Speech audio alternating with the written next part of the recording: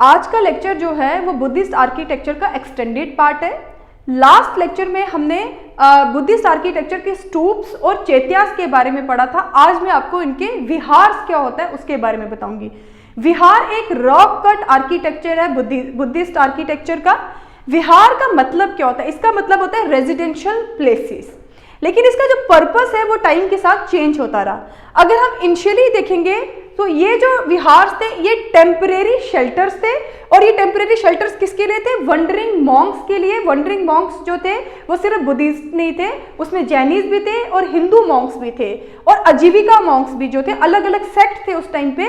तो उनके मॉन्क्स जो थे वो रेनी सीजन में इन रॉक कट जो आर्किटेक्चर है यानी विहार्स में क्या करते थे, वो लोग शेल्टर लेते थे।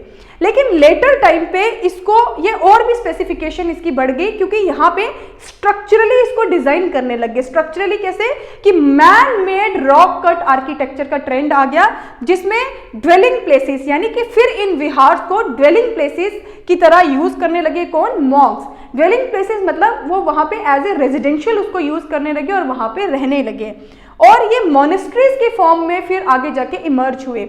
मोनेस्ट्रीज जो है वो बुद्धिस्ट आर्किटेक्चर का एक बहुत इंपॉर्टेंट पार्ट बन जाता है, क्योंकि एक बुद्धिस्ट जो इवन की लिटरेचर जो है वो पूरी मोनेस्टिक ऑर्डर के बारे में बात करता है। विनाया पिटाका और अभिधाम पिटाका जो है ये बेसिकली मोनेस्ट्रीज और ऑर्डर, संघ के ऑर्डर के बारे में बात करते हैं। तो दैट मीन्स कि मोनेस्ट्रीज बहुत इंपॉर्टेंट रोल करती हैं, प्ले करती हैं बुद्धिस्ट आर्किटेक्चर में। उसके बाद फर्स्ट सेंचुरी एडी के बाद यही मॉनेस्ट्रीज जो थी वो इमर्ज हुई थी एजुकेशनल इंस्टीट्यूशंस में। तो दैट मीन्स कि इनका पर्पस जो था विहार्स का वो with the passage of time change होता गया। अब मेन फोकस हमें करना है आर्किटेक्चरल फीचर्स पे, क्योंकि हम आर्किटेक्चर बुद्धिज्म का पढ़ रहे हैं। तो जब आर्किटेक्चरल फीचर्स पे आएंगे तो यहाँ पे मैंने एक पूरी इसको डायग्राम के थ्रू जो है वो बताने की कोशिश की है कि ये आर्किटेक्चर कैसा होगा कि ये एक मेन हॉल होता है इसमें, जहां पे सारे मॉन्क्स क्या होते हैं? गैदर होते हैं। ठीक है, तो वो मेन हॉल जो है वो एक रेक्टेंगुलर शेप का, इसका जो शेप है वो क्या है? रेक्टेंगुलर है। और यहाँ उसके बाद इसके साथ एडजॉइनिंग सेल्स होते हैं। ये जो पूरा हॉल है ये सराउंडेड होता है बाय सम सेल्स, और उन सेल्स का क्या, उसका पर्पस क्या होता है? मेडिटेशन, कि यहाँ पे मॉन्क्स बैठ के क्या करते हैं? मेडिटेशन करते हैं। उसके बाद एक इसका बहुत बड़ा वेल वर्स्ड इसका एंट्रेंस होता है, और एंट्रेंस के बिल्कुल सामने वाला जो स्पेस होता है, जो वॉल होती है, वहां पे बुद्धा की इमेज रखी जाती है। ये मैंने यहाँ पे बताया कि इस एरिया को बेसिकली हम श्राइन कहते हैं, और इसीलिए इसका जो सेक्रेड पर्पस है वो बढ़ जाता है यहाँ पे। ठीक है, तो ये था ऑल अबाउट फीचर्स। अब आ गया कि एग्जाम्पल्स क्या हैं। तो बहुत से विहार जो है वो फेमस है, जैसे बोध गया। बोध गया जो है वो प्लेस है वेयर बुद्धा गेट एनलाइटनमेंट। तो ये वो वाला प्लेस है जहाँ पे विहार बनाया गया। फिर नालंदा यूनिवर्सिटी, नालंदा यूनिवर्सिटी जो है वो फेमस यूनिवर्सिटी है, बुद्धिस्ट यूनिवर्सिटी थी वो। विक्रमशिला यूनिवर्सिटी एंड देन नागर अर्जुन कोंडा आंध्र प्रदेश में जो यूनिवर्सिटीज है, ये सब बेसिकली विहार थे जो बाद में एजुकेशनल इंस्टीट्यूशंस में कन्वर्ट हो गए। तो this is all about Buddhist architecture. अब रॉक कट आर्किटेक्चर, क्योंकि बुद्धिस्ट आर्किटेक्चर में रॉक कट आर्किटेक्चर बहुत इंपॉर्टेंट है, तो उसी में से इस बार 2020 में जो जीएस फर्स्ट क्वेश्चन था यूपीएससी का वो था rock cut architecture represents one of the most important source of our knowledge of early Indian art and history discuss. ये 150 वर्ड्स का है और इसको हमें 10 मार्क्स का उन्होंने वहां पे ये क्वेश्चन दिया था।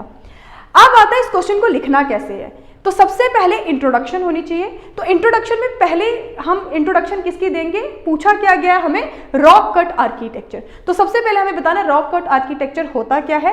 इस आर्किटेक्चर को याद करने के लिए आपको क्रैम करने की जरूरत नहीं, सिंपल कंसेप्ट याद रखिए कि rock cut architecture basically solid caves है।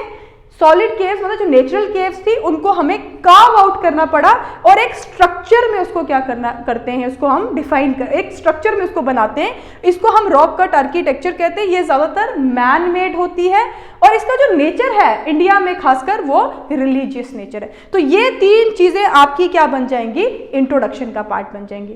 नेक्स्ट आता है मेन बॉडी। मेन बॉडी क्या है इसको आप समझिए। ये लिखा पूछा क्या है मेन बॉडी में पूछा है कि हमें इस अर्ली इंडियन आर्ट की और उसकी हिस्ट्री की नॉलेज किस तरीके से प्रोवाइड करवाते हैं, रॉक कट आर्किटेक्चर। ठीक है, तो अब हमें बताना है कि रॉक कट आर्किटेक्चर नॉलेज कैसे प्रोवाइड करवाते हैं, किसकी, अर्ली इंडिया की और अर्ली इंडिया आर्ट की और उसके हिस्ट्री की। ठीक है, तो सबसे पहले ये रिलीजियस नॉलेज प्रोवाइड करवाते हैं। तो किसकी रिलीजियस नॉलेज प्रोवाइड करवाते हैं, हिंदुइज्म की, जैनिज्म की और बुद्धिज्म की।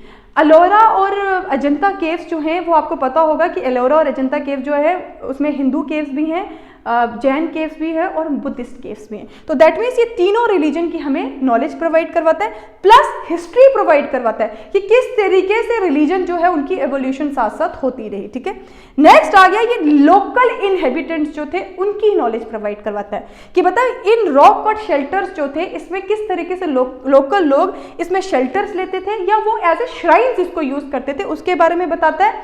नेक्स्ट हमें ये कल्चरल वैल्यूज के बारे में बताता है। इसके बाद आर्किटेक्चर के बाद जो हमारा चैप्टर होगा वो होगा पेंटिंग्स। तो इन रॉक कट आर्किटेक्चर के अंदर कुछ पेंटिंग्स होती थी जो उस टाइम के अर्ली इंडिया की हमें कल्चर के बारे में बताता है। कल्चर मतलब वॉर के बारे में बताता है, वहाँ पे मैरिजेस किस तरह, कम्युनिटी मैरिजेस की बहुत सी पेंटिंग्स हैं और रिचुअल्स की बहुत सी पेंटिंग्स हैं। तो दैट मीन्स अर्ली इंडिया की जो कल्चरल वैल्यूज है उनको बताता है। नेक्स्ट ये रॉक कट आर्किटेक्चर हमें इकोनॉमिक नॉलेज भी प्रोवाइड करवाता है। वो कैसे कि मोस्ट ऑफ द विहार जो थे वो closer proximity of trade route यानी ट्रेड रूट के बिल्कुल पास बनाए जाते थे ताकि इकोनॉमिक एक्टिविटीज इन विहार के थ्रू हो सके। तो दैट मीन्स ये जो रॉक कट आर्किटेक्चर है ये इकोनॉमिक नॉलेज को भी क्या करता है, प्रोवाइड करवाता है। फिर आता है एजुकेशनल नॉलेज। तो मैंने आपको पहले ही बता दिया कि इन विहार जो थे वो बाद में एजुकेशनल हब बन गए जिसमें बहुत बड़ी बड़ी universities, Nalanda universities, Vikramshila university, Takshashila university के बारे में आप यहाँ पे लिख सकते हो कि वहाँ उस टाइम पे किस तरीके से नॉलेज इम्पार्ट करवाई जाती थी। ये रॉक कट आर्किटेक्चर हमें उसके बारे में भी बताता है और कंजर्वेशन के बारे में बताता है। अगर कन्हेरी विहार जो है जो कि मुंबई में महाराष्ट्र में है, ये इसका आर्किटेक्चर डेवलपमेंट ऐसे किया गया है कि इसमें रेन वाटर हार्वेस्टिंग होती है। तो दैट मीन्स ये जो रॉक कट आर्किटेक्चर है ये हमें कंजर्वेशन नॉलेज भी प्रोवाइड करते हैं, किस तरीके से वहां पे लोग वाटर को हार्वेस्ट करते थे। इसके अलावा सबसे इंपॉर्टेंट ये हमें आर्ट एंड आर्किटेक्चर के बारे में कि इतना वेल वर्स्ड आर्किटेक्चर के बारे में हमें बताते हैं कि उस टाइम पे कितनी नॉलेज थी लोगों को आर्किटेक्चर की कि केव्स को जो है वो कार्व्ड आउट करके उसका प्रॉपर स्ट्रक्चर बनाते थे। तो ये था आपका कि इस क्वेश्चन में मेन बॉडी क्या है। तो कंक्लूजन जो है वो मैंने आपको मैं बता दूं कैसे लिखना होता है, या तो वो इसी का क्रक्स लिखना होता है या फिर आप इसकी जो इसकी फ्यूचर वैल्यू है उसके बारे में आप बताएंगे कि फर्दर ये जो आर्किटेक्चर है ये सिर्फ एंशिएंट इंडियन हिस्ट्री को ही रिप्रेजेंट नहीं करता है बल्कि ये आज भी टूरिज्म का सबसे बड़ा क्या है, सोर्स है रॉक कट आर्किटेक्चर। तो इसको आप कंक्लूजन में डाल सकते हो। नेक्स्ट क्लास जो होगी हमारा बुद्धिस्ट आर्किटेक्चर इस क्लास में खत्म हो गया। नेक्स्ट में मैं आपको मौर्यन आर्किटेक्चर के बारे में बताऊंगी। Thank you so much.